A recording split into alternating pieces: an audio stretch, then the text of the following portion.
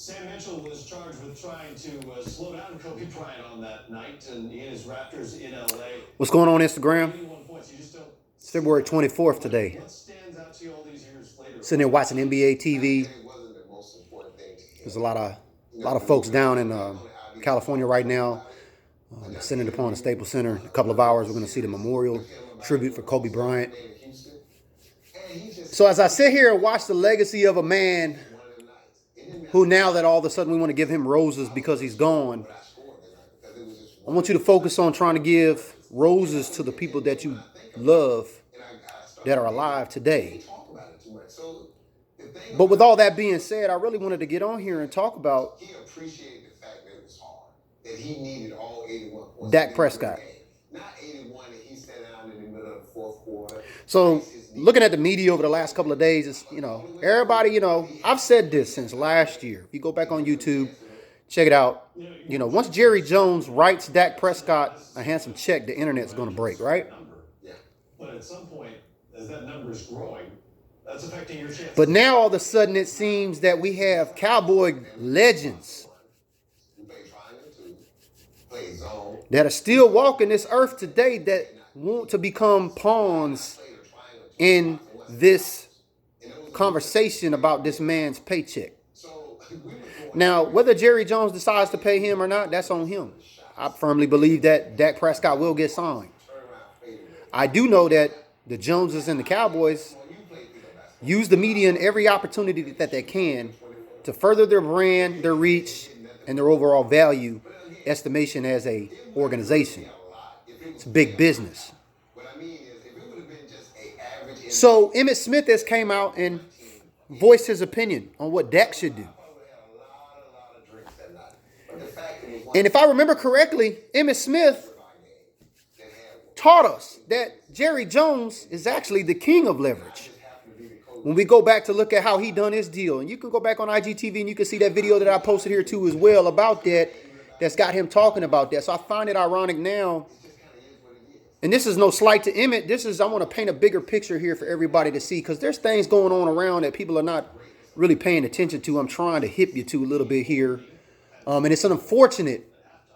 On my 46th birthday, I'm watching my favorite player in the NBA of all time and his tribute. And as a Cowboys fan, I'm seeing the turmoil going on between our own Cowboys legends over a current Cowboys paycheck. So why is this important? Why must I get on here today and show this? Well, I'm just speaking from my heart. I'm sitting here, I'm watching this, and I'm seeing, I'm keeping up with my boys and everything that's going on. And I've often wondered, I said, I know there's a reason why Jerry Jones hadn't paid Dak Prescott yet.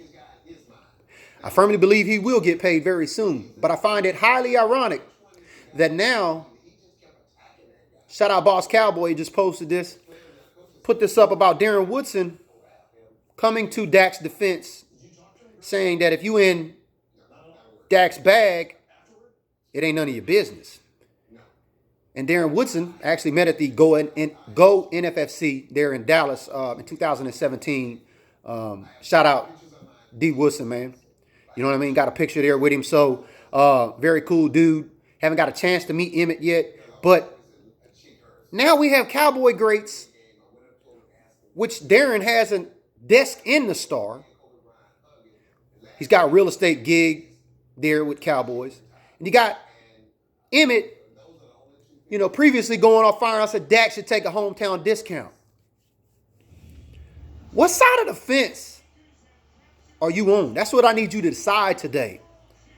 Because not everything you see on these black screens in this little box, Roddy Ricch talks about out the box, ain't all glitz and glamour. It ain't all truth.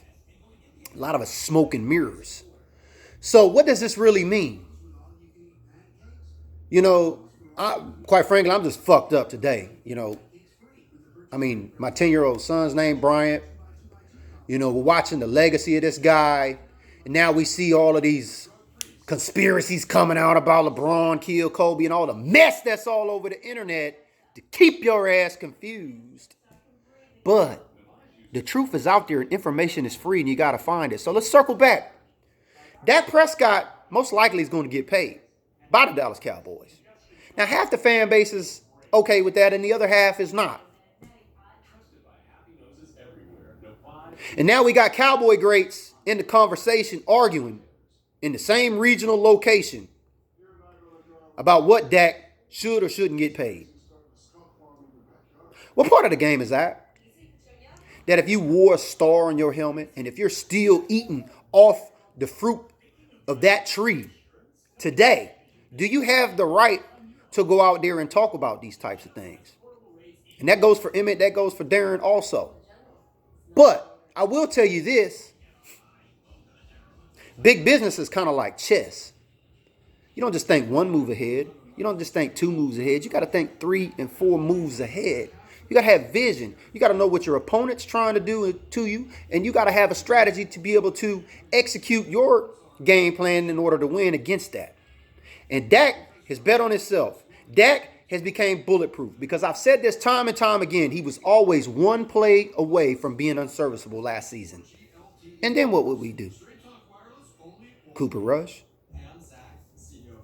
And now we got all this Tua talk, all this Joe Burrow talk. This shit is just flat out disrespectful, man.